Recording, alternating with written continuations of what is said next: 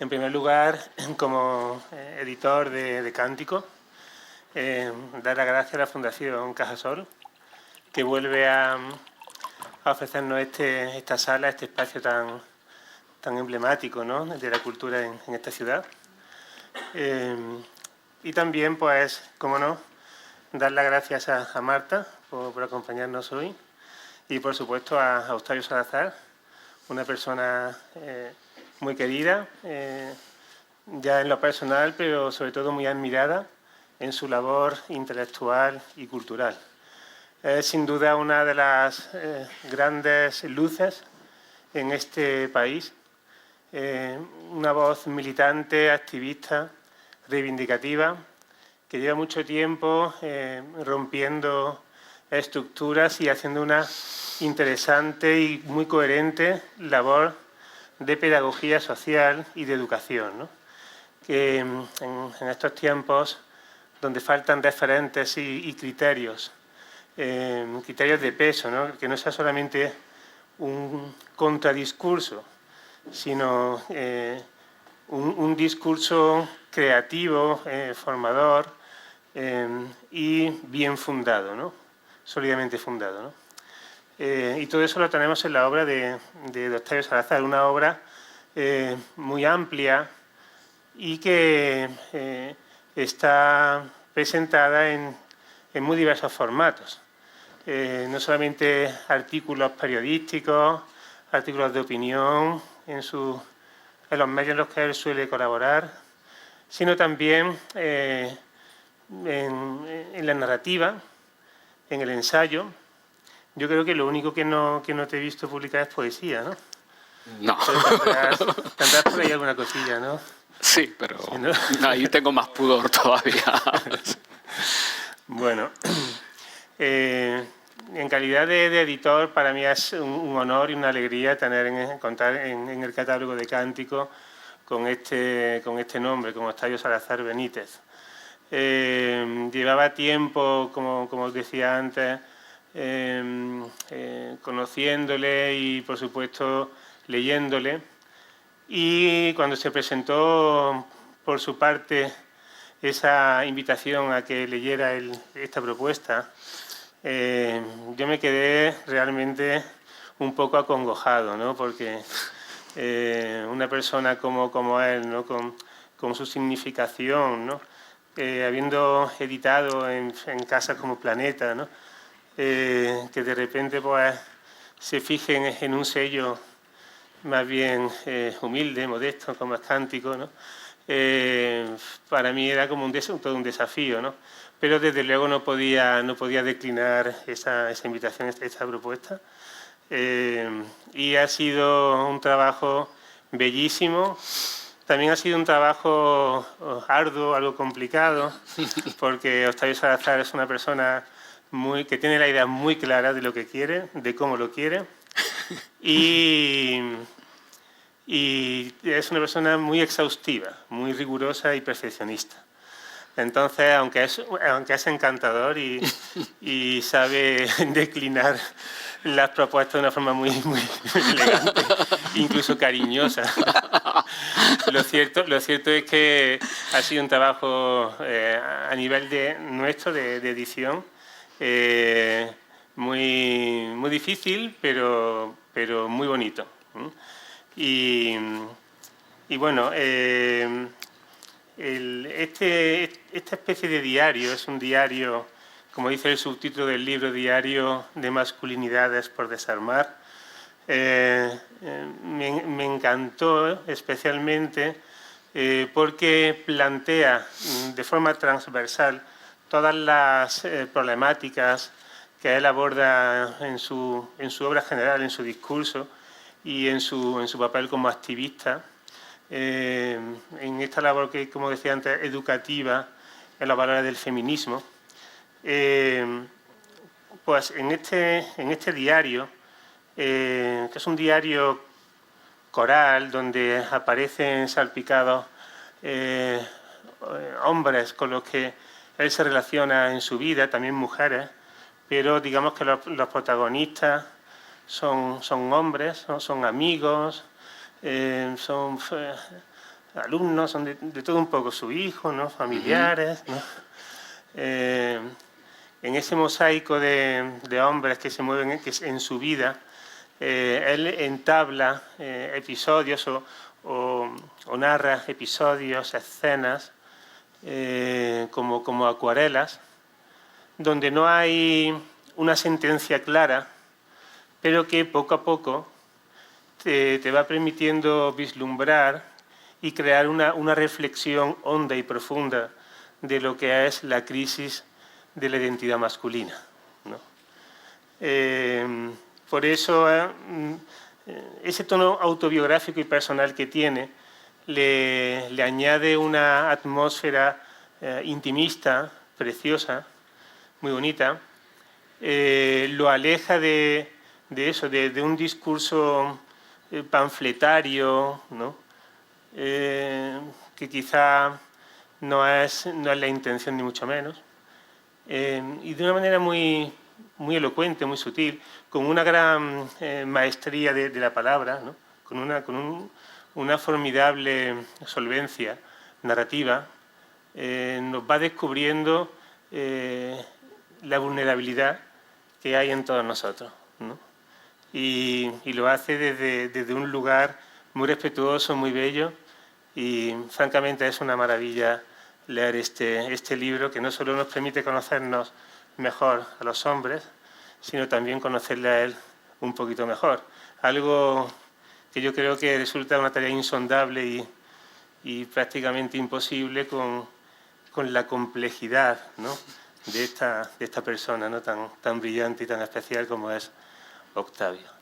Sin más, pues ratificar mi gratitud a ti, sobre todo, y invitaros a que leáis este libro, porque es un libro del que se puede aprender y que invita al crecimiento, no solamente individual, sino sobre todo social, ¿no?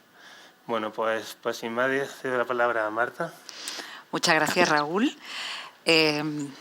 Muchas gracias a todos ustedes por acompañarnos esta tarde primaveral maravillosa, en la que no ha faltado de nada, ni siquiera la lluvia. Es lo que ocurre con Octavio, que tiene esa estrella. Quiero aprovechar para felicitar a la editorial Cántico, Raúl.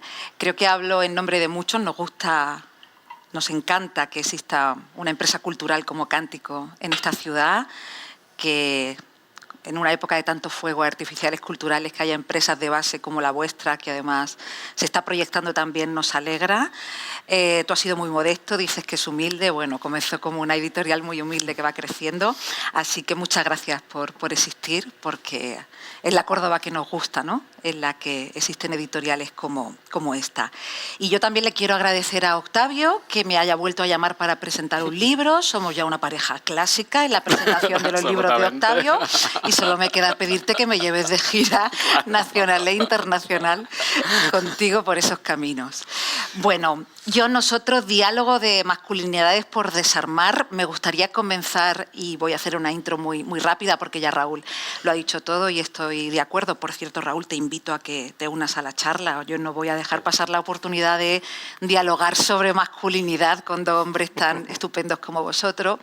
Pero quiero comenzar por Truman Capote, por su famoso prólogo del último libro que escribió, Música para camaleones, en donde decía que si Dios concedía a alguien un don, también entregaba un látigo, y ese látigo solo servía para autoflagelarse. Él hablaba de la escritura, ¿no? Ese látigo era la escritura para Truman Capote, y tengo que decir que en el caso de Octavio Salazar es todo lo contrario. Escribir, que es uno de sus dones, es para él una herramienta indispensable de vida, para sentir y para pensar. Desde que conozco a Octavio, hace ya muchos años, si Octavio va al cine, escribe sobre la película, le haya gustado o no. Si Octavio va al teatro, escribe sobre la obra de teatro, escribe sobre el concierto, escribe sobre la exposición, escribe sobre una conferencia, escribe sobre conversaciones privadas y encuentros en la calle. Algún día nos revelaremos tus cisnes. Escribe sobre lo que no debe escribir, es broma. Porque Y lo hace además por la mañana siguiente, antes de tomarse el café. Porque Octavio, como cualquier prohombre, como Napoleón, no duerme o duerme muy pocas horas. Y bueno, este ejercicio físico y espiritual, me atrevería a decir, ¿no?, de escribir sobre lo que ha sentido y lo que ha pensado ante tantos estímulos de la vida, es algo que me encanta de Octavio, porque es una especie de vida, de otra vida posible, o de no vivir apegado solamente a lo que sucede, ¿no? Y pienso que en el caso de Octavio escribir es un acto muy liberador. Si te dieran a elegir entre sacrificar los libros, las películas o la escritura, me temo que te quedarías con la escritura por salud mental. Bueno, y ya ceñiéndome en este libro, pero quería hablar del acto de escribir para Octavio porque es algo que me ha llamado mucho la atención y su producción es tan ingente por eso, porque es que no puede parar de escribir. Ciñéndonos en este libro que hoy nos trae aquí, creo que habla de una de las consecuencias más interesantes que tiene el feminismo, y es el hablar por fin de las masculinidades, explorar el tema de la masculinidad y el debate. Algo tan relevante, a mi juicio, como los derechos por las mujeres por los que lucha el feminismo. Y es que, como muy bien sabe Octavio como jurista, la mentalidad de la sociedad no se cambia con las leyes, se cambia con los relatos, se cambia con la educación y, por ejemplo, en el caso de los adolescentes nos parece tan necesario que sepan y que tengan referencias de lo que significa ser hombre, que por eso son tan importantes estos relatos, porque existen muy pocos relatos sobre la masculinidad y, sobre todo, como dice nuestra admirada Beatriz Ranea, existen muy pocos relatos sobre qué hacer con la masculinidad. Yo este libro no he podido evitar enlazarlo desde que Octavio me lo entregó con su autorretrato de un macho disidente, un libro publicado en el año 2017, un libro también muy intimista en el que Octavio se desnudaba. A diferencia de este, tenía a las mujeres como protagonistas de lo que es el hoy, de su construcción masculina a través de las mujeres. Este libro tiene a muchos hombres protagonistas, hay muy pocas mujeres, creo que de tus últimos libros es el libro con menos mujeres, aunque por supuesto es un libro atravesado por el feminismo, que Octavio ha escrito con sus famosísimas ya gafas violetas y donde toman protagonismo, como decía Raúl, tantos hombres que han pasado por su vida en un mosaico o en una sucesión de acuarelas. Aquí hay muchos retratos de distintas masculinidades. Se pone el acento en que la masculinidad nunca se puede construir en singular, es un coro, es una polifonía. Las masculinidades son muchas y también dependen de muchos factores, de la orientación sexual, de la posición social, del relato vital de cada persona, aunque recordemos que los seres humanos no somos rehenes ni de nuestro género ni de nuestra biología, como bien escribe el historiador francés Ivan Jablonka. En este libro hay hombres que se abrazan, muchos hombres que se abrazan. Hay padres que se jubilan. Hay madres que queman sus diarios en la imagen más poderosa y más poética del libro, desde mi punto de vista. Y desde luego es un libro, insisto, consecuencia del feminismo y de ese movimiento emancipador. Octavio se puso las gafas moradas hace muchos años porque alguien le habló de feminismo en la Facultad de Derecho, en ese lugar tan conservador que, fíjate, de donde brotan también cosas que nos gustan. Allí le hablaron de feminismo, de teoría feminista. A partir de ahí es verdad que su vida cambió, su construcción personal también cambió, empezó a darse cuenta de determinadas cosas que él había considerado en una segunda fila y que pasaron a ser prioridad, y es algo que te aplaudimos mucho, querido. Él, además de feminista, es jurista, como sabéis, padre queer, profesor catedrático de Derecho Constitucional en la Universidad de Córdoba y, como bien dice su biografía en este libro, es hijo de Amparo, hijo de Rafael y padre de Abel. Él ofrece a su alumnado una visión de la justicia mucho más feminista de la que se recoge en los libros de derecho. Creo que muchos te lo agradecen, la gran mayoría. Supongo que otros te lo critican. Creo que tus alumnos tienen mucha suerte de tenerte.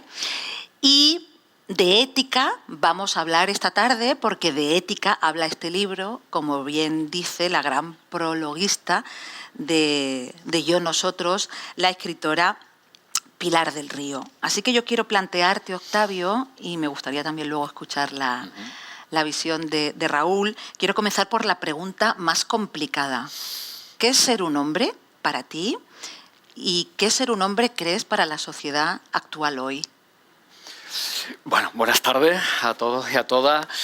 Gracias, Raúl, por tu cariñosa introducción y por ese subrayado de lo complejo y de lo apasionante que ha sido construir este libro de manera conjunta. Yo también me he sentido tremendamente a gusto hilvanando, ¿no?, todas esas costuras que se iban quedando por el camino y estoy súper contento de tener finalmente este objeto físico tan lleno de emociones y de vivencias. Así que muchísimas gracias a ti, a Cántico y a todas las personas que han estado ahí colaborando en distintos momentos para que esto vea la luz, ¿no? Yo quería además, y se lo contaba a Raúl cuando empezamos a hablar sobre este proyecto, yo quería que este libro fuera un libro especialmente mimado desde el punto de vista editorial. Y por eso justamente yo busqué una editorial que, bueno, de alguna manera atendiera a determinados requisitos que yo entendía que no tenían nada que ver con esos otros monstruos enormes donde todo es mucho más despersonalizado y donde los procesos de producción pues tienen mucho más que ver con unas dinámicas del mercado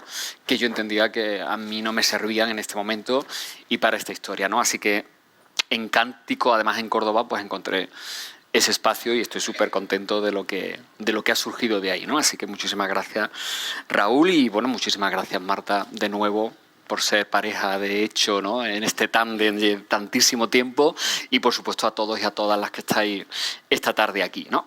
Y bueno, pues tomo ya esa pregunta tan enorme y de tan de meollo, ¿no?, que finalmente es la cuestión, ¿no? ¿Qué es ser hombre? Yo creo que es la pregunta que ahora yo creo que estamos empezando a hacer, ¿no?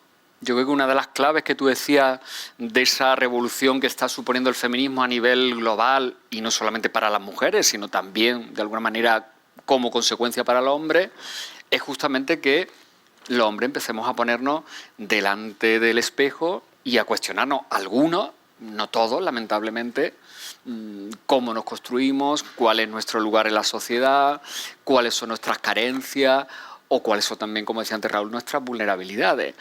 Entonces, cuando uno inicia ese proceso con una conciencia crítica, que yo no la entiendo si no es la conciencia del feminismo, pues empieza a darse cuenta de que lo que nos han vendido como masculinidad, podemos decir, hegemónica, patriarcal, es como una especie de jaula, de cárcel, donde estamos aprisionados por unos barrotes, donde permanentemente, como decía Carmen Martín Gaite, está luchando nuestra sed de infinitud contra esos barrotes.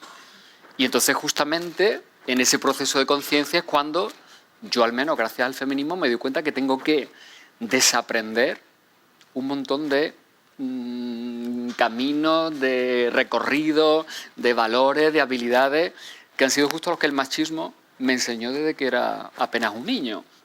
Y en ese proceso de desaprendizaje es en el que yo estoy fundamentalmente, ¿no? Y es donde yo creo que radica la mayor dificultad que atravesamos hoy los hombres. No solamente cómo nos construimos de una manera distinta, sino también cómo en ese proceso de construcción desaprendemos todo lo que ya no nos sirve o no debería servirnos. Entonces yo creo que estamos en un momento que yo entiendo que es apasionante y que siempre me gusta mirarlo de una manera positiva y optimista, que es, vamos a aprovechar justamente este proceso de transformación, de mutación, como dice Paul Preciado, epistemológica radical, ¿no?, de disforia mundial, ¿no?, como dice Paul Preciado. Vamos a aprovecharlo, vamos a ser lo suficientemente inteligentes los tíos también para revisarnos completamente en nuestra manera de ser, de estar y de relacionarnos, ¿no? Entonces, para mí ser hombre, que durante mucho tiempo lo entendí como fundamentalmente no ser una mujer, pues yo creo que desde hace un tiempo me estoy planteando, claro, que ser hombre es de alguna manera reconciliarme con toda esa parte de humanidad que yo me negué justamente porque identificaba con las mujeres y con lo femenino. Y ese proceso, claro, es complejo, es difícil, no es una línea recta, está llena de equivocaciones, de errores, pero es un proceso apasionante, claro. Y en ese sentido, yo entiendo que hacerte otro tipo de hombre no es tanto construirte otro tipo de identidad, sino más bien embarcarte en un proceso. Y por eso yo estoy tan en contra de esa idea de las identidades, ¿no? Como cosas estáticas, fijas. Creo que más bien somos procesos que vamos mutando, que vamos cambiando, ¿no? Esa idea de las subjetividades nómades, ¿no? Que decía Rosy Braidotti. Pues yo creo que esa idea del nomadismo es la que a mí de alguna manera me hace permanentemente estar en lucha conmigo mismo, quizás con ese látigo, ¿no? Que decía de Truman Capote, y donde, claro, la escritura es para mí una herramienta pero no sanadora. Autoflagelándote, eso te iba a decir. ¿Tú Claro, estás claro. también en ese viaje, Raúl? Pues la verdad que sí, yo creo que cualquier hombre que esté atento, ¿no? Cualquier hombre que tenga receptividad y sensitividad al mundo de hoy, creo que está en este proceso incómodo de autodescubrirse, ¿no? El mes pasado, en la revista Que Leer le dedicó varias páginas a una entrevista a Octavio Salazar. Una de las cosas que a mí más se me grabaron de esa entrevista es cuando subrayas que realmente el hombre hoy día, una de las principales labores del hombre hoy día es la de dejar sus privilegios, la de abandonar, depositar, hacer una cesión, ¿no? O abandonar, ¿no? Un despojamiento, ¿no? de los privilegios. Y de los privilegios inherentes al heteropatriarcado.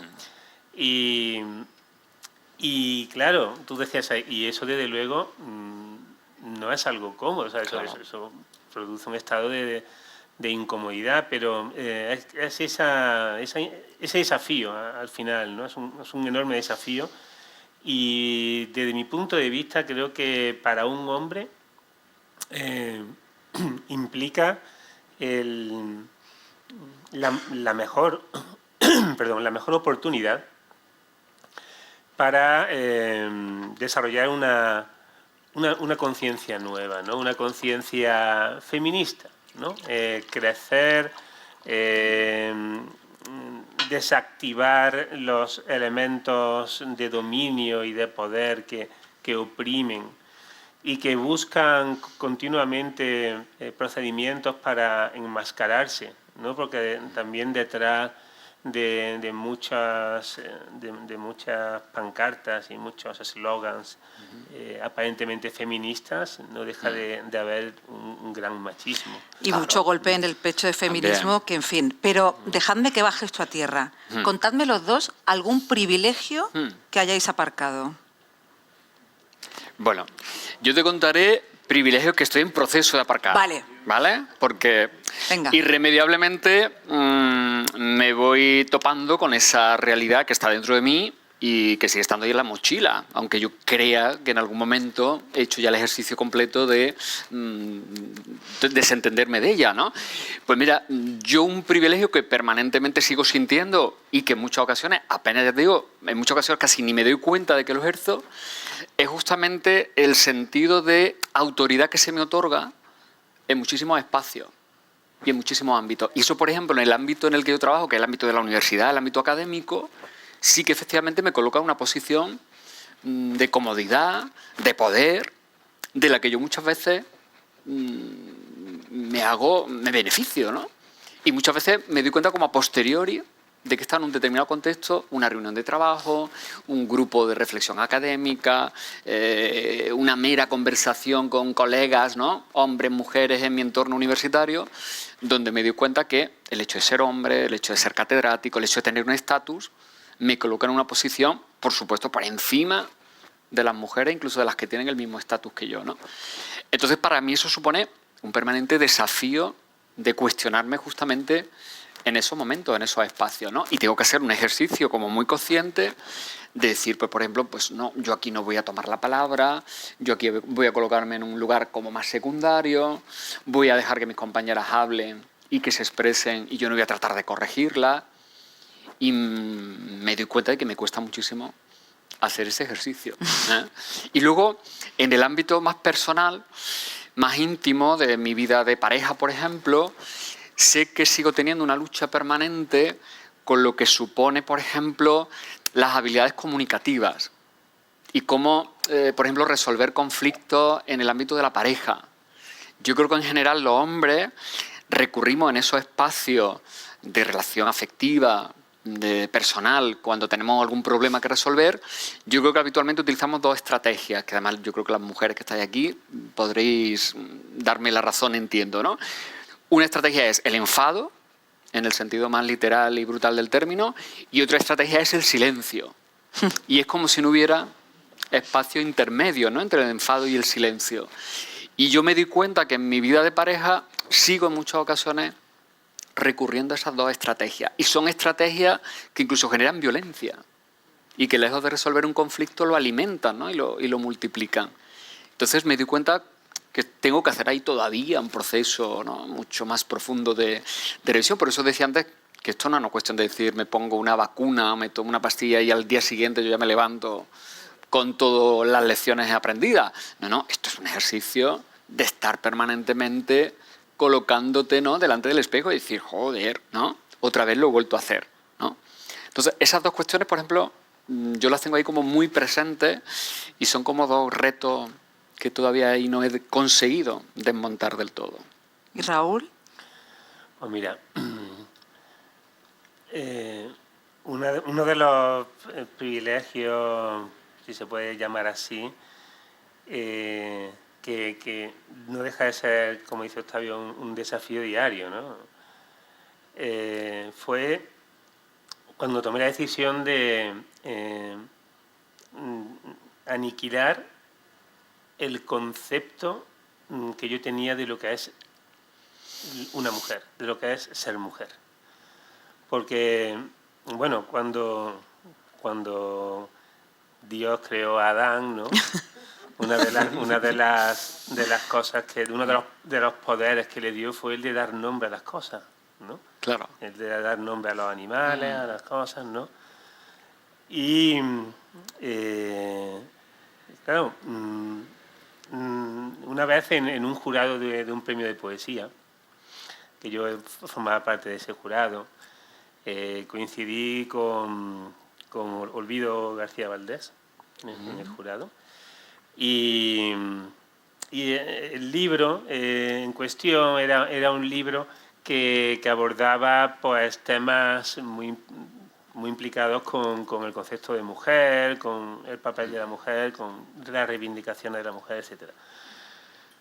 Y hubo un momento en que en la discusión, ¿no?, en la deliberación sobre ese libro, pues yo dije algo, no recuerdo exactamente qué fue, pero dije algo que bueno, algo así como, no, pero esto, claro, está claro que esto lo ha escrito una mujer por esto y por lo otro y tal, ¿no? Y entonces, claro, Olvido García Valdés me miró muy seria y me dijo, ¿y tú quién te crees para decidir lo que una mujer escribe, lo que una mujer siente? Y ahí me di cuenta de que, de una manera absolutamente pues, ingenua, ¿no? Porque, o sea, había en mí una perversión que sostiene todos los juicios, ¿no?, del heteropatriarcado, ¿no?, sobre conceptos, incluso conceptos que uno cree que son muy feministas, ¿no? Pero están ahí muy escondidos, ¿no? Entonces, para mí, en ese momento me tomé la decisión de suspender, en la medida de lo posible, suspender cualquier idea que yo tenía sobre qué es ser mujer, qué es la feminidad, y además asumiendo que nunca podría saberlo. O sea, que nunca voy a saber lo que es ser una mujer, sentir cómo siente una mujer, las preocupaciones que le preocupan a una mujer. Nunca lo sabré. Soy un hombre. Nunca lo sabré. Y ese concepto, ¿no? O sea, abandonar ese concepto y asumir que nunca lo sabré, es una posición muy humillante, ¿no? Porque ahora, cuando me relaciono con mujeres, ¿no? Cuando leo un libro que me llega de una autora, ¿no? Etcétera, etcétera, ahí me siento mucho más desarmado, me siento mucho más susceptible de ser condicionado. Es algo que me gusta, aunque también es algo que me incomoda muchísimo, ¿no?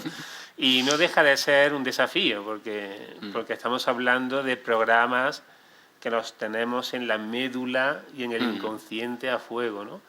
Entonces, bueno, pues es uno de los ejercicios, no sé si se puede denominar o calificar como abandono o despojamiento de un privilegio, pero en esa línea una de las cosas en las que me veo un poco enfrascado por todo esto. Yo creo que además uno de los ejercicios que a mí al menos el feminismo me lo ha facilitado mucho más, y cuando hablo de feminismo no me refiero solamente a lo teórico, ¿no? Sino sobre todo a la praxis y a la relación con mujeres feministas, ¿no? Que yo creo que ha sido finalmente esa savia, ¿no? Mucho más nutritiva que me ha hecho a mí zarandearme, ¿no?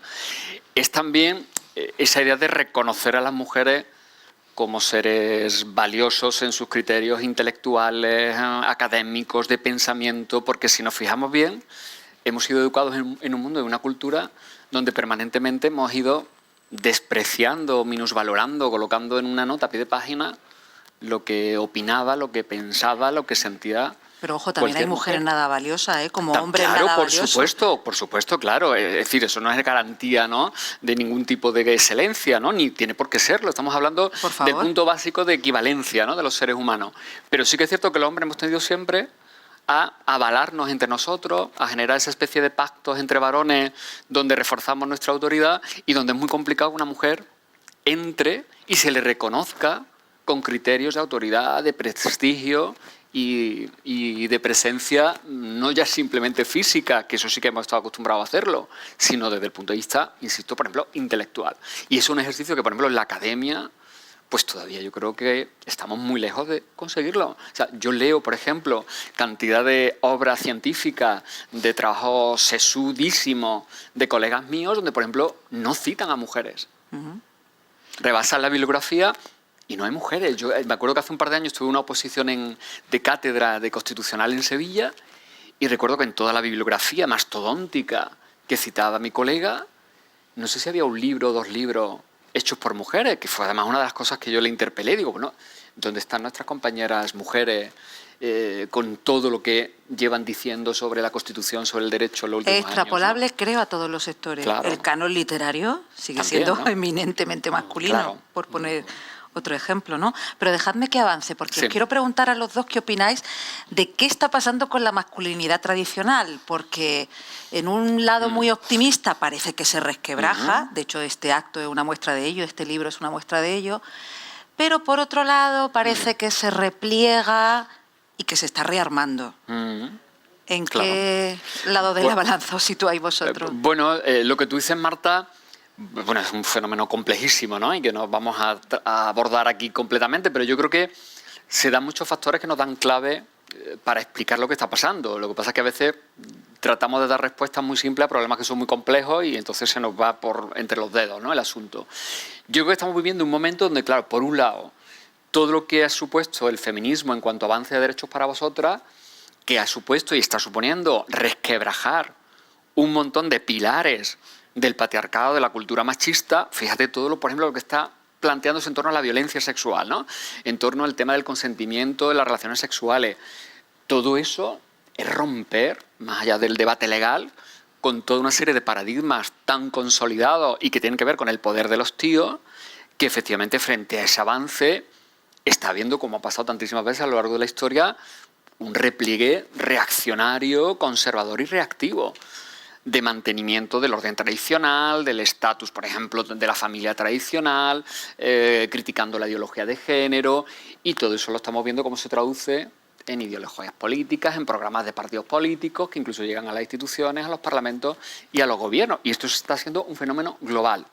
Todo eso, además, lo metemos en la coctelera de un mundo tan complejo, tan incierto, tan atravesado por tantísimas crisis como el del siglo XXI, con unas perspectivas de futuro tan absolutamente negras, por ejemplo, para los más jóvenes, que en eso, claro, encontramos un caldo de cultivo perfecto para que penetren todo este tipo de ideologías, que son ideologías tremendamente facilonas, emocionales, populistas, simplonas, que no te obligan a ningún proceso de revisión personal y que encima, además, te las dan perfectamente prefabricadas en los 140 caracteres de un tuit o en el mensaje de un influencer que dura 5 minutos en YouTube o en todo este tipo de espacio digital donde, sobre todo los más jóvenes, es donde acceden, ¿no?, a la información o a la desinformación a veces, ¿no? Entonces estamos en un momento, no me gustaría ser pesimista, pero sí creo que es muy complejo porque creo que de alguna manera estamos dejando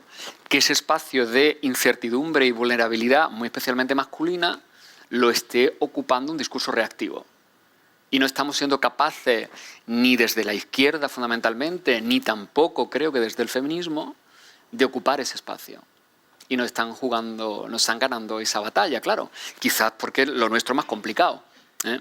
Nuestro pensamiento es mucho más complejo y más complicado. Pero creo que ese debería ser uno de los retos esenciales tanto de la izquierda como del feminismo, porque si no, mal lo vamos a llevar. Sí, estoy de acuerdo con Octavio. Yo creo que el enfoque de la cuestión, como cualquier, digamos, lucha por un ideal, yo creo que permanece en el umbral de lo utópico, ¿no? Es decir, pensar en una sociedad feminista real, donde todo el mundo es feminista, a mí me parece una utopía. Pero eso es maravilloso, Raúl. Claro. Porque en el mundo de hoy, que ni siquiera es un mundo globalizado, yo creo que es un mundo más fragmentado de lo que nos pensamos. No hay un pensamiento único tan dictatorial como nos pensamos, sino que hoy día nos relacionamos todos en redes, en pequeñas redes, ¿no? Lo que nosotros podemos hacer es hablar, si utilizamos el lenguaje inclusivo, con personas que respetan el lenguaje inclusivo, que lo aceptan,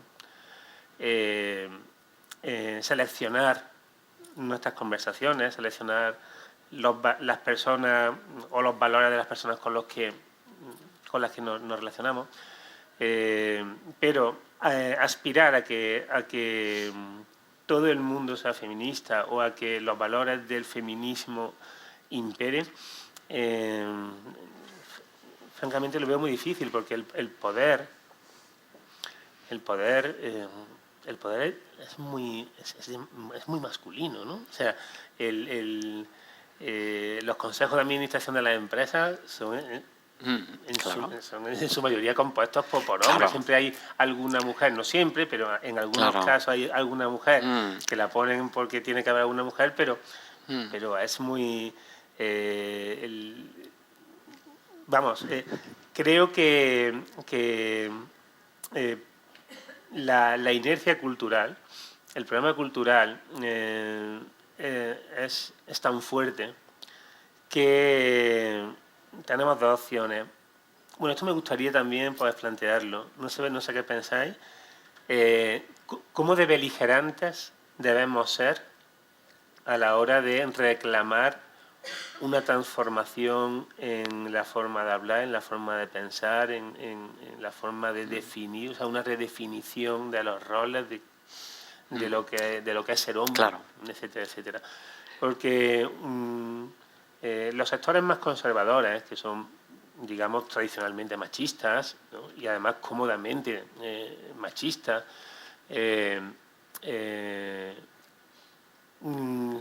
el mismo discurso que tú estabas planteando, ellos lo plantean en términos inversos. Ahí está la izquierda apoderándose, ganándonos la batalla y queriendo imponernos formas de hablar. La ideología de género. La ideología de género, el lo suyo no es ideología, pero lo nuestro sí es ideología, claro, bueno, esa es la diferencia. Exactamente, entonces, pero es un discurso análogo, pero opuesto, es decir, es lo mismo. Ellos lo ven igual, desde una situación como de victimismo, no están atacando, no están... Claro, y los hombres muy especialmente porque se sienten, como decía Michael Kimmel, ¿no?, agraviados, ¿no? Y se sienten atacados en su orgullo, en su estatus, ¿no? ¿Cómo es esto? Que ahora yo no sea el hombre proveedor, el que lleve el dinero a la casa, que resulte que incluso tenga una mujer que gane más que yo. O cómo soportar, ¿no?, que haya una mujer que establezca directivas de poder en espacios que antes he ocupado yo siempre. Claro, hablas de la utopía, pero es que yo creo que esa utopía es necesaria porque el feminismo lo que está planteando es una enmienda a la totalidad. No son enmiendas parciales, ¿no?, por utilizar términos jurídicos, que es lo que yo creo que es donde estamos atrapados y atrapadas. Yo creo que lo que tenemos que plantear es justamente una enmienda a la totalidad en la cual ese pacto de convivencia que hemos dado por bueno durante siglos y que luego el liberalismo, el constitucionalismo democrático, las democracias modernas no cambiaron, sino que consolidaron, ese pacto es lo que tenemos que modificar. Y ese pacto significa reajustar y reequilibrar poderes, supone cuestionar divisiones binarias y dicotómicas absolutamente insostenibles. Tendríamos que plantearnos por qué seguimos manteniendo esa división entre hombres, mujeres, masculino, femenino, o esto o lo otro, cuando la realidad del ser humano es mucho más compleja, mucho más diversa y mucho más plural. Y ahí está uno de los grandes meollos de los debates que hay ahora mismo sobre la mesa. Y tendríamos que plantearnos un mundo que sigue estando esclavo de una división sexual del trabajo, de una división rígida entre lo público y lo privado, y de un modelo productivo que encuentra su apoyo esencial en la estructura patriarcal. Entonces, claro, es que es desmontar todo eso. Y desmontar todo eso es, pues yo diría que una de las grandes utopías de la humanidad y una de las grandes utopías del siglo XXI. Pero yo creo que estamos obligados, diría yo, a activar esa utopía. Y activar, a mí me gusta mucho leer a Santiago Albarrico porque él reivindica siempre mucho el papel de la imaginación. Y yo creo que la imaginación es fundamental para establecer alternativas políticas. Si no tenemos la capacidad de imaginar otros mundos, otras realidades, no somos capaces de cambiar la realidad que tenemos.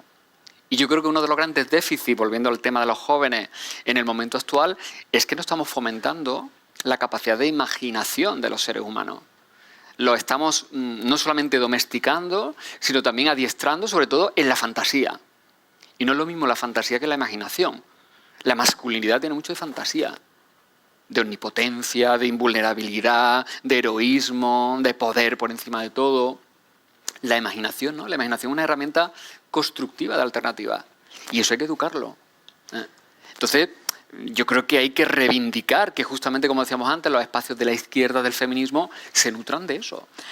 A mí me encanta que el término utopía se haya colado en la conversación. El término utopía a mí siempre me hace ser optimista porque cuántas utopías del pasado son realidad en el presente, ¿no? Por ejemplo, una mujer de hace un siglo no podría soñar con los derechos que tenemos las mujeres que vivimos aquí ahora, ¿no?, en esta parte del mundo y en este tiempo, ¿no? O sea, muchas utopías del pasado se han convertido en realidad en el presente. No tengo ni idea cuántas generaciones tienen que pasar, Raúl, ni cuántos cerebros se tienen que resetear para que toda la humanidad sea feminista. Y es verdad que es algo muy, muy complicado. Pero ¿por qué no? ¿Quién iba a creer en el siglo XVIII que la jornada laboral iba a ser de 8 horas, los trabajadores a tener los derechos de los que gozan la mayoría de los trabajadores hoy día y en esta parte del mundo, ¿no? O sea que hay utopías que creo que son posibles. Si me permites, Marta, hay un libro precioso, ¿no?, que acaba de editarse, que lo ha editado Capitán Swing, que se llama Utopías cotidianas, de Christine Guzzi, y es un libro maravilloso porque ella hace todo un recorrido por propuestas utópicas que ha habido a lo largo de la historia, ¿no? Y cómo desde ahí se han planteado cuestiones que todavía tenemos sobre la mesa. Por ejemplo, las propuestas que hacían las feministas como Alessandra Kollontai de desmontar el modelo tradicional de familia, que el cuidado de los hijos fuera una cuestión más de la colectividad, de la comunidad, que de las madres, como una propuesta de emancipación de las mujeres de ese rol de madre, o propuestas de viviendas comunitarias, más allá de ese modelo tradicional, ¿no?, de la familia, de esa vivienda unifamiliar, ¿no?, lo que ahora está tan de moda con el cohousing, ¿no?, y que de cara a las personas mayores se está planteando tanto. Entonces, cuando uno lee un libro como ese y vas recorriendo desde lo que decían los socialistas utópicos o Fourier o todas estas mujeres anarquistas y libertarias, pues te das cuenta que eso es lo que ha hecho mover el mundo. Es decir, si hoy tenemos, no sé, permisos de paternidad, por ejemplo, que es una medida que yo entiendo pequeñita pero valiosísima, es porque ha habido previamente mujeres y hombres que han pensado, oye, es que el Estado tiene que también que responsabilizarse de los cuidados. Esto no es una cuestión personal, es una cuestión pública. Entonces, ahí, fijaros, hemos avanzado en ese territorio de la utopía. Pero claro, tenemos que seguir avanzando mucho más, ¿no? Y esa es la batalla que no nos pueden ganar. Porque si no, eso nos lleva a la desesperanza.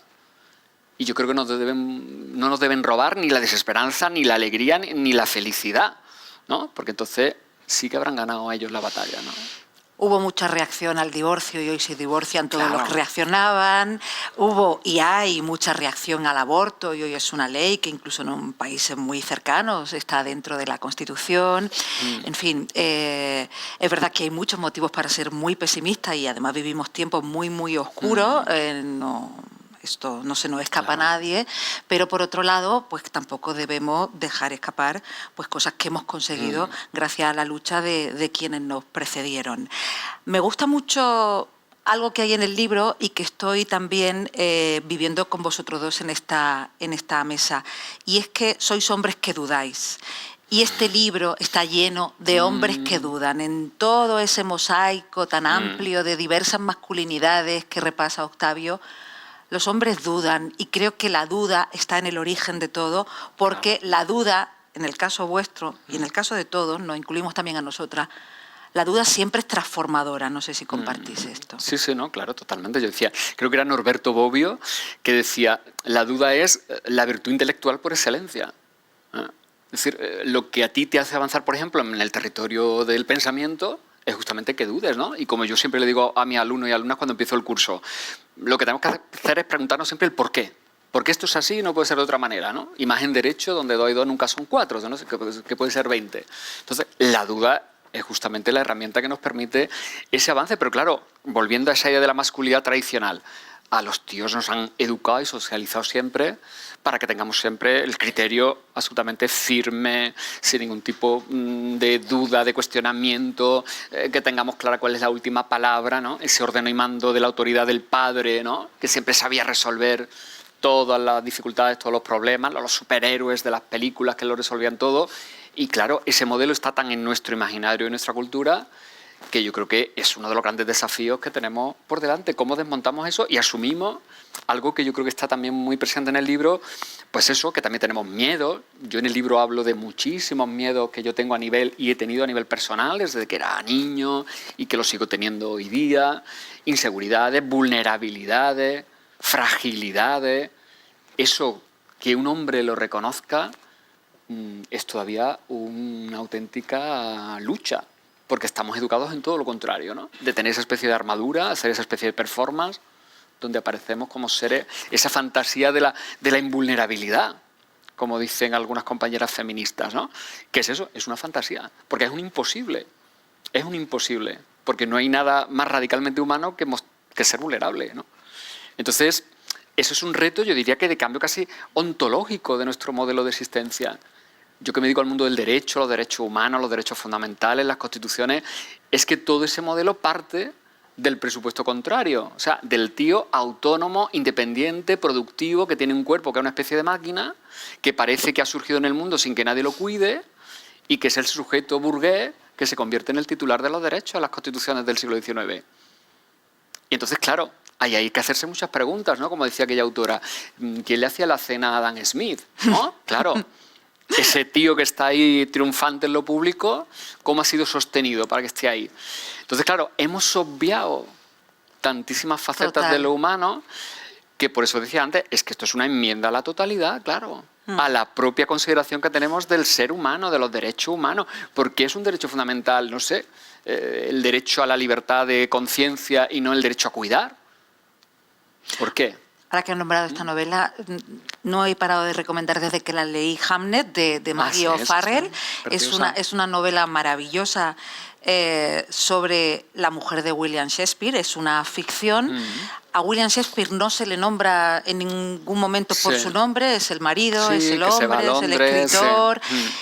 Pero claro, aparte de leer una historia maravillosa, una se plantea un montón de cosas de cuántas biografías escritas de William Shakespeare, cuántos documentales he visto de William Shakespeare, y nunca me he parado a pensar en la vida doméstica que permitió que fuera uno de los escritores, bueno, pues más geniales de la historia, ¿no? Claro. Y tú querías decir algo antes, que estaba Octavio en el privilegio de la palabra, te lo doy ahora a ti. No, pues quería recuperar un poco esa cuestión que me gustaría conocer vuestra opinión sobre cómo de beligerante debe ser esta lucha. Porque debemos seguir un camino, digamos, de no violencia, ¿no? Basado en la pedagogía, en la paciencia, en la pedagogía, haciendo ahí un trabajito, un poquito de fondo. O debemos ser contundentes y si tenemos que ejercer la violencia, y no me refiero a violencia física, sino me refiero a posturas, o sea, a posturas y a enfrentamientos, aunque sean a nivel dialéctico, pero contundentes, ¿no? Para ir de alguna manera ganando a espacios, ¿no? Porque muchas veces parece que de una manera, digamos, mansa, el enemigo es tan insensible como que no se puede. Y nos acusa de buenistas, además. Claro. Entonces, como si fuera malo. ¿Cómo pensáis vosotras que debemos mantener esta lucha? Yo es que creo que ahí, como casi todo, no hay un manual de instrucciones ni una regla que nos sirva para todos los contextos, ni todos los espacios, ni todos los hombres, ni todas las realidades. Yo creo que, por ejemplo, por mi propia experiencia en el ámbito educativo con chicos jóvenes, no tanto los de la facultad, sino cuando, por ejemplo, voy a institutos y centros de secundaria a hablar de estos temas, yo me he ido dando cuenta de que es un absoluto fracaso si yo me sitúo ante ellos y ante ellas con una posición de vehemencia, de autoridad, como de una firmeza casi doctrinaria, ¿no? Donde no hay ningún pero que ponerle a lo que yo diga, que era muchas veces lo que yo había hecho previamente, y entiendo ahora que debo colocarme en una posición quizás mucho más humilde, que tiene que ver mucho más con la escucha de lo que ellos y ellas tienen que decir, tienen que contar, tienen que sacar de dentro, porque yo creo que ellos y ellas están viviendo también unos momentos tremendamente complejos, que no saben ni dónde están, ni lo que quieren, que reciben mensajes absolutamente contradictorios, y creo que desde esa escucha primera es de donde podemos tirar de hilo para empezar a trabajar con ellos y con ellas. Eso no tiene nada que ver con un espacio, pues no sé, imagínate como un grupo de WhatsApp donde yo con colegas podamos tener un debate, una conversación donde de repente tú tengas que dar el zapatazo y decir, esto que acabas de decir es intolerable. Este comportamiento, esta actitud, este gesto, este comentario tan absolutamente sexista, es que no te lo voy a tolerar aquí dentro, ¿no? Entonces yo creo que depende, ¿no? Tendremos que ir surcando ese oleaje de manera muy diversa, ¿no? Y adaptándonos a realidades muy diversas, ¿no? Y vuelvo a lo de antes, esto es un permanente aprendizaje y reaprendizaje de muchas cosas, ¿no? Yo ya te digo, yo depende. Yo cuando estoy con colegas, como podemos decir, en una equivalencia de estatus, yo ahí cada vez soy más contundente y más firme, porque es que ellos también lo son. Entonces, ¿por qué yo voy a ser menos en ese sentido? Ya, Octavio, pero lo de reñir... No es reñir, no. No es tanto reñir, sino poner sobre la mesa esas realidades que los otros no quieren ver, ¿no? Es decir, yo continuamente tengo que estar discutiendo con colegas, por ejemplo, cuando no cuentan con mujeres para actividades, por ejemplo. Y siguen organizando, no sé, congresos, eventos, mesas, donde ves la fotografía. Y entonces a veces cuesta la misma vida hacerles razonar que, oye, que no es sostenible que a día de hoy no contemos en esos espacios de reflexión con una mirada plural, que supone también estar con ella. Entonces, y está claro que alguien tiene que decirlo. Claro. Pero yo creo que con beligerancia no funciona. Yo creo que aquí hace falta pedagogía. Sí. Aquí hace falta mucha estrategia, mucha inteligencia y también mucha divulgación. Y sobre todo, el gran problema que yo veo es tanta atomización, tantísimo divide y vencerás. Claro. Dentro de cada colectivo hay guerras identitarias, esto solamente resta y resta y resta, y lo estamos viendo, ¿no? Y en esto la batalla del mundo conservador y de la derecha sí que lo está haciendo muy bien desde el punto de vista estratégico y comunicativo. Por supuesto, yo no estoy a favor de crear noticias falsas, ni bulos, ni de intoxicar. Pero sí creo que desde este punto de vista y desde este mundo sí que podemos crear entre esa atomización y entre esos grupúsculos que van flotando y que no saben lo uno de lo otro, yo creo que hay que crear espacios de comunicación. Es que es verdad que cada vez es más difícil que dentro de tu círculo puedas encontrarte con alguien que piense de forma diferente a ti. Y yo me puedo sentar perfectamente con una mujer que esté totalmente en contra del aborto, por ejemplo. Yo estoy completamente a favor, y encontrar espacios de diálogo, por favor. Pero es que hace muy pocas décadas eso era posible. Y había en una sala como esta un público mucho más plural, estoy convencida del que hay ahora, ¿no? Y podía venir incluso gente y sentarse aquí a escuchar y a aprender, estando totalmente en desacuerdo contigo y con tu modelo de masculinidad, ¿no? Y creo que perder esos espacios es una gran pérdida social absoluta. Claro, pero yo creo, Marta, primero, que hemos ido perdiendo por el camino una herramienta que yo diría que casi al mismo tiempo una ética democrática, que es la herramienta de la conversación. Y entonces lo estamos reduciendo todo a la dinámica frentista y antagonista de los debates que no son realmente debates, sino que son las posiciones de o conmigo o contra mí, o blanco o negro, sin que haya posibilidad de matices. Las redes sociales están contribuyendo en muchas ocasiones a que los debates se reduzcan a esa terminología. ¿Y quién está detrás de esas empresas? Claro, claro. Y luego, pues por supuesto, partidos políticos y otras instancias están entrando, claro, en ese juego, ¿no? Pero yo creo que es fundamental recuperar esa idea de la conversación y luego algo que para mí también es una obsesión últimamente, ¿no? Que es el tema del tiempo. Es decir, todo esto requiere un tiempo absolutamente sereno, calmado, reflexivo, el tiempo que te permite leer un libro con tranquilidad, anotarlo, revisarlo, cuestionarte tú después de la lectura del libro. Y estamos en una dinámica tan absolutamente insaciable por parte del sistema de estar permanentemente haciendo cosas, produciendo, estando en todos sitios, ¿no? Que al final nos está faltando el tiempo y la serenidad suficiente para abordar estas cuestiones. Y son cuestiones tan complejas. ¿Te hemos contestado, Raúl? Sí. Sí, ¿no? Pero no sé si tú tienes respuesta breve, que ya tenemos que terminar, pero... Bueno, yo creo que la clave está en leer a Octavio. Sí, ¿no? Por ejemplo, ¿no? No, ya hablando en serio, pues sí, yo creo que es una cuestión de mucha pedagogía y también de tener muy clara una posición, porque está bien dudar, pero no podemos dudar del valor que tiene el feminismo, ¿no? Esta lucha, ¿no? Y sí tenemos que tener claro la magnitud del enemigo, ¿no? Que es el machismo. El machismo que al final hace sufrir no solo a las mujeres, sino también hace sufrir a los hombres, ¿no? O sea, claro. Es una sociedad enferma. Con la diferencia que ella las discrimina y las asesina. Exactamente. Y a nosotros no. Claro. Pero yo creo que, sobre todo, es fundamental, ¿no? Al hilo de lo que decíais, y por eso yo, en este libro, a diferencia de otro, he tratado de bajar un poco de la abstracción e irme más a la experiencia concreta. Yo creo que quizás también en muchas ocasiones pecamos, y lo digo como una autocrítica, por ejemplo, cuando trabajamos sobre la masculinidad, ¿no? El propio concepto de masculinidad. Es como que los hombres nos sentimos muy cómodos en la abstracción, ¿no? En las grandes ideas, los grandes pensamientos. Pero luego creo que nos falta esa capacidad que yo creo que sí tenéis, no sé si todas las mujeres, pero muchas mujeres, de ir a lo concreto, ¿no? A mí eso siempre lo he hablado muchísimo con nuestra amiga Ana Freixas, ¿no?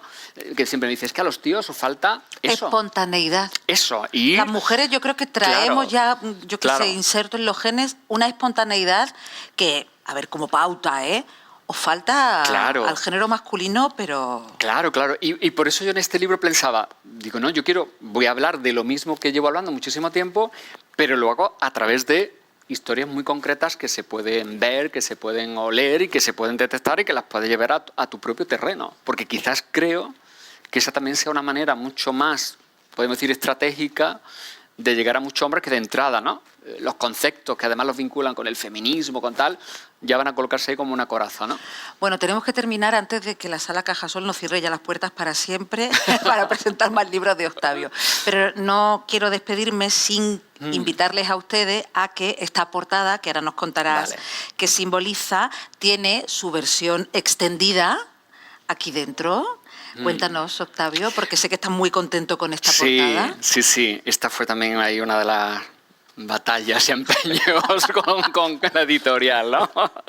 Bueno, esa es una preciosa fotografía de Fernando Bayona, el fotógrafo que reside en Granada y que ahora mismo está de profesor en la Universidad de Jaén y que es muy amigo y que me ha donado sus fotografías para muchos libros y que desde que yo vi esta fotografía que se llama Alzheimer, pues me pareció que tenía un montón de claves relacionadas con las historias que están en este libro, ¿no? Porque aparece desde ese fragmento que está en la portada de este hombre aquí solo, que si lo miráis de cerca es un hombre con una mirada triste, un hombre que está expresando vulnerabilidad, miedo, esa mujer ahí metida en un rincón de la casa también, acongojada con esas flores que no sabemos si la ha comprado ella misma para sí misma, ¿no? En plan Mrs. Dalloway, y luego este hombre mayor que también nos está hablando del paso del tiempo, de la vulnerabilidad, de cómo los hombres nos enfrentamos, yo creo que de manera poco inteligente, a nuestro propio cuerpo, a nuestra fragilidad física, a la pérdida de ese estatus, ¿no?, que supone ser un hombre adulto y maduro. Y yo creo que el libro tiene mucho de eso, porque también mi libro está atravesado por ese momento vital en el que yo, por ejemplo, cumplo 50 años, recibo una carta del Servicio Andaluz de Salud diciendo, oye, ¿te has hecho la prueba del cáncer de colon? ¿Y tu próstata cómo la tienes? ¿No? Entonces de repente me doy cuenta, es como que me hace algo así clic de la cabeza y dice, oye, que esto del paso del tiempo ya va en serio, ¿no? Luego veo que mi hijo ya cumple 20 años, que se va a estudiar fuera, que inicia otra etapa y que por lo tanto tiene que cambiar mi relación con él. Y luego también veo que mi padre y mi madre llegan a los 80 años y claro, y veo que se van convirtiendo en dos personas viejas, que diría Ana Freixas, y que cada vez necesitan más atención, más cuidados, donde yo de repente veo que empiezo a asumir un papel de padre de mis padres, ¿no? Entonces, todo ese arco temporal que para mí supone un zarandeo, ¿no?, pues de alguna manera también está en el libro, ¿no? Y yo creo que todo eso, y muchas más cosas podríamos sacar está en esa fotografía Alzheimer de Fernando Bayona, ¿no? Sacarán ustedes muchas cosas más, hay elementos inquietantes, un reloj que había en casa de cada una de nuestras abuelas, claro, sí, una sí. puerta como a una caverna que es sumamente inquietante.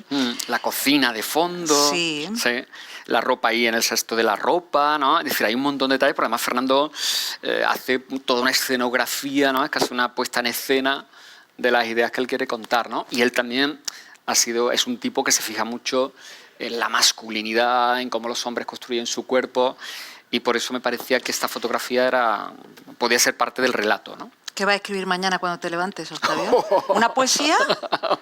¿Con el guante que te ha tirado Raúl? El guante, ¿no? Bueno, no sé, yo escribo todos los días un diario, o sea que en ese diario seguramente contaré alguna sensación que yo he tenido aquí o alguna frase con la que me he quedado, ¿no?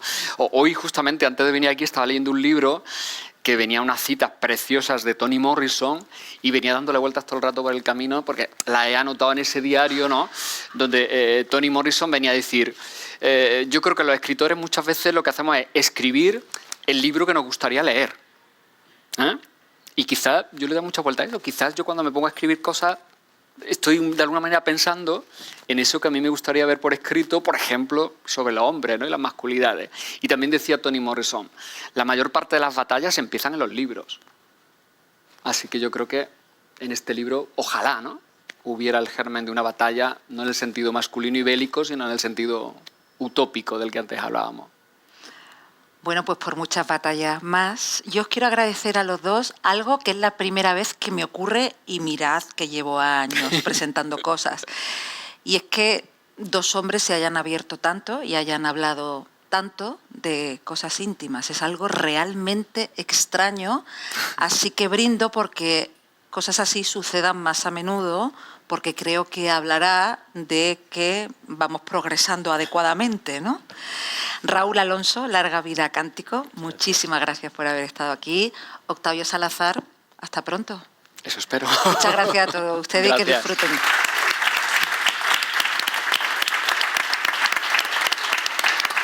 Y por supuesto, Octavio firmará ahora ejemplares, claro, si así lo desean. Encantado, muchas gracias.